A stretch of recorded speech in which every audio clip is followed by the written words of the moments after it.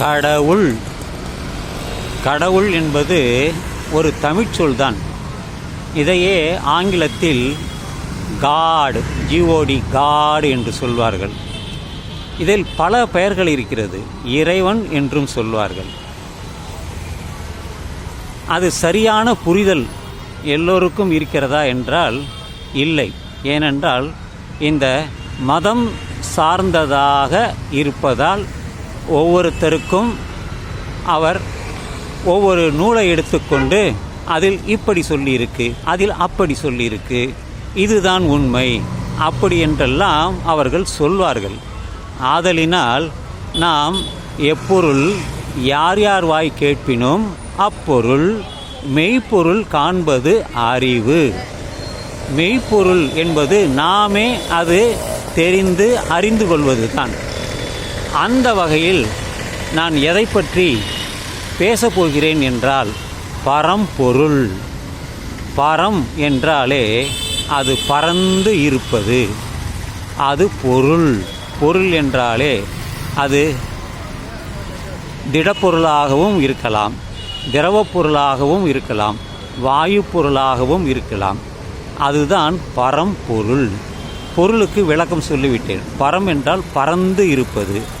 இந்த பரம்பொருள் என்பது எங்கே இருக்கிறது என்றால் பூமியிலா அல்லது வானத்திலா அல்லது இந்த பல கிரகங்கள் இருக்கிறது அங்கேவா அல்லது நட்சத்திர கூட்டத்திலா அல்லது இந்த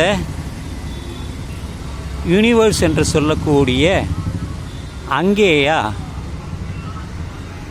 எங்கே என்றால் எல்லா இடத்திலும் அது பரவி இருக்கிறது, பொருளாக பரவி இருக்கிறது. நிலவுக்கு போனால் அங்கே தண்ணீர் இல்லை, நீர் இல்லை, ஆனால் திடப்பொருள் இருக்கிறது. வாயு பொருள் மிக குறைவாக இருக்கிறது. சில அந்த கிரகத்தில் போனால் அங்கே அமிலம் இருக்கிறது. வீனஸ் என்று சொல்லக்கூடிய அந்த கிரகத்திலே இப்போ வானத்தில் நாம் பார்க்கலாம், அங்கே கந்தக அமிலம் இருப்பதாக ஆராய்ச்சியாளர்கள் சொல்கிறார்கள். எப்படி இவர்களுக்கெல்லாம் தெரியும் என்றால் ஒரு ராக்கெட் விண்கலம் மூலம் போகும் பொழுது அவர்கள் அங்கே இருந்து படத்தை எடுக்கிறார்கள். அந்த படத்தை பூமிக்கு அனுப்புகிறார்கள். அதை ஆய்ந்து அறிந்து அதனுடைய தன்மையை அவர்கள் விளக்குகிறார்கள். இந்த பேரண்டம், அண்டம் பேரண்டம் என்று சொல்வோமே, அந்த பேரண்டம் என்பதுதான் இந்த பரம்பொருள். இந்த அண்டத்தில் இருக்கக்கூடிய அனைத்துமே பரம்பொருள்தான். இது இந்த பொருள், அந்த பொருள், எந்த பொருள் என்று யாராலும் விளக்க முடியாது. எல்லாமே பொருள்கள்தான்.